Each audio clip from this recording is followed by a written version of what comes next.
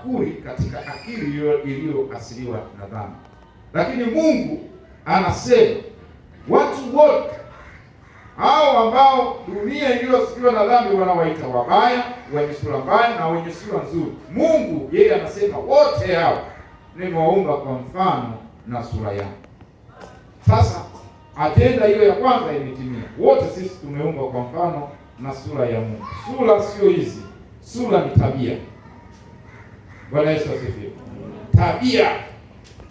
Unaweza ukawa na hiyo sura uliyopewa taji ya umisi ya uzuri, alafu ukawa na tabia mbaya.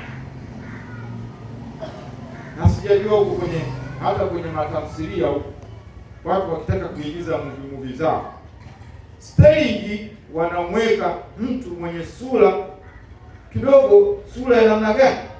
Nzuri alafu jambazi sasa anawekwa yule mtu kidogo mwenye sura ambayo kidogo kama amekasirika sana hivi, yani anatishatisha hivi, huyo ndo anasema huyu sasa ndio jambazi.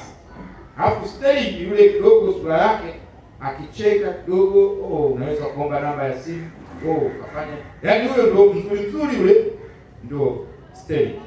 Hiyo ni potofu ya kidunia ambayo theology wanasema distorted theology. Ni tafsiri potofu. Tumeumbwa kwa mfano na sura ya Mungu kwa maana ya tabia, sio hizi sura kwa maana ya tabia. Sasa Mungu katika ile mwanzo anapotuumba kwa mfano na sura yake, anatupatia jukumu la kiuwakili, na jukumu la kiuwakili anasema nendeni mkatawale. Sasa jukumu la kutawala, jukumu la kiutawala ni sifa ya Mungu. Mungu ndiye